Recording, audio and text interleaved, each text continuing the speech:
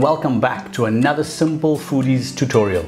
Today I'm making biltong, and for those of you that don't know what that is, it's a very traditional South African dish. It's something that sets us aside.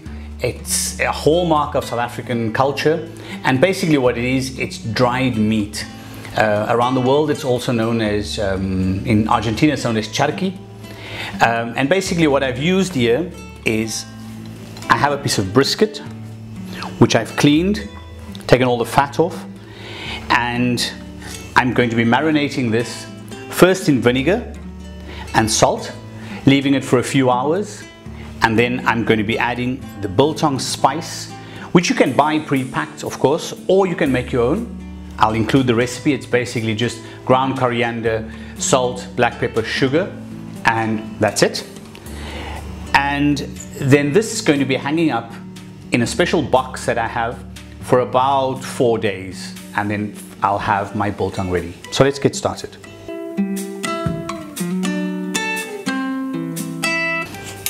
Great, so there I have my meat cut up. I'm using coarse salt today. Let's get some coarse salt in there. Much of this is going to stay behind in the vinegar, so don't worry too much about that. The idea behind the vinegar is whatever bacteria there might be floating around in the meat, the vinegar is going to get rid of that. And it's going to preserve my meat while it's marinating. Good.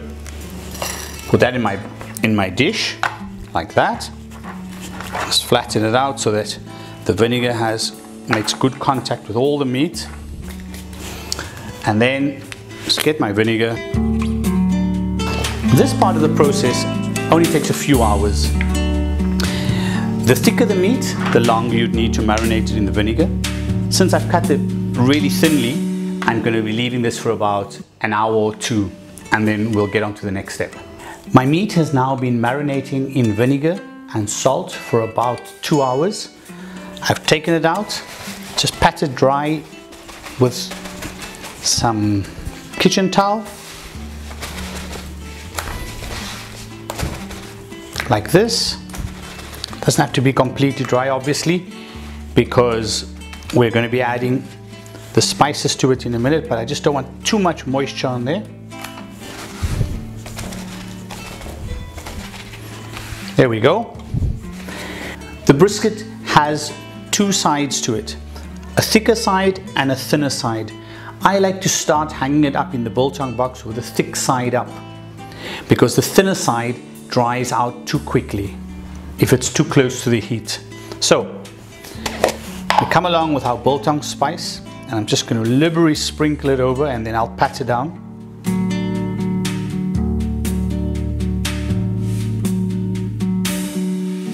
So something like that. Now my biltong box, when I bought it originally, came along with these plastic hooks, which are perfect because they have a nice sharp edge. However, over time, I lost a few of them, so I replaced them with shower hooks. Easy. So I hook the meat like that, and then in my box, I simply dangle it like this.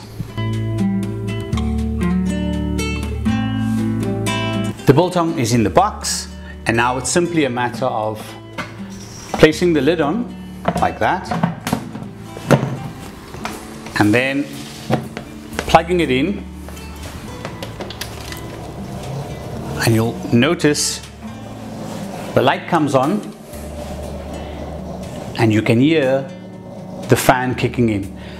This stays on 24 hours a day for about 3 to 4 days, depending on the amount of humidity where you live, as well as the texture of the biltong you desire.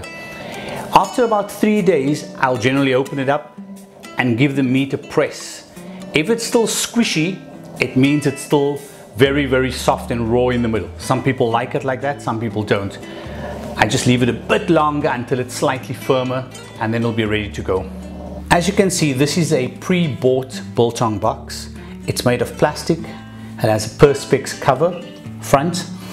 The lid has a bulb in it, a 60-watt bulb, as well as a small fan, the kind of fan you find in a computer.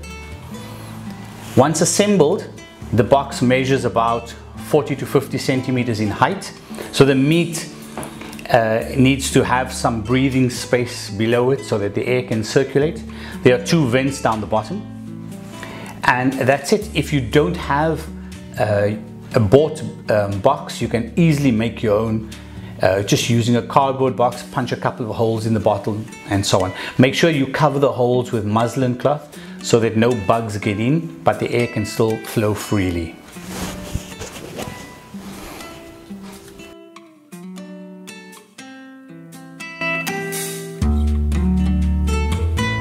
And my biltong is now finally ready. As you can see, it's stiffened up. The thin ends are quite dry, while the thicker ends are still a bit of moisture in them, which is exactly what I want. So let's cut the biltong and see what it looks like.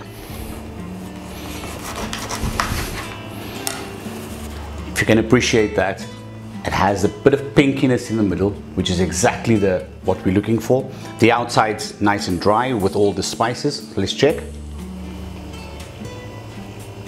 Very, very good. It has the right amount of salt as well, and the spices have come through nicely. So I hope you enjoy making your own biltong.